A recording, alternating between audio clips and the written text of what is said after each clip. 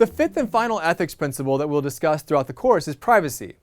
Now, the debates waging around the world around the concept of privacy are the amalgamation of all the concepts we'll cover in this course, including trust, proximity, accountability, and cultural lag. Privacy is one of the key issues of our time, and it's something that we need to start thinking much more deeply about. Among all their other problems already discussed, Wells Fargo also experienced privacy and data breaches. For example, in 2017, Wells Fargo accidentally sent out 1.4 gigabytes of files containing personal information of about 50,000 of its wealthiest clients, including their social security numbers and personal financial data.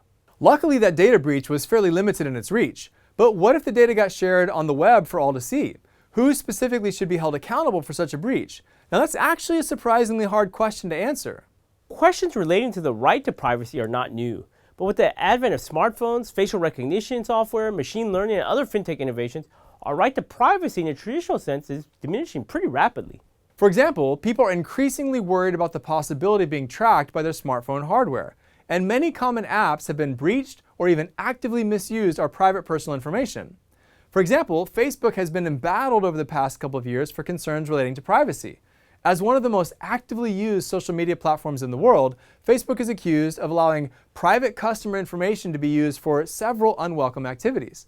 They've even been accused of allowing their platform to covertly influence political elections. Other new technologies, such as voice recognition products and wearable devices, have people worried about who is listening to and possibly recording their private conversations. Just think about it. On a daily basis, the majority of us click I accept on so many websites without actually reading the terms and conditions that we are desensitized to the fact that these are actually real legal agreements.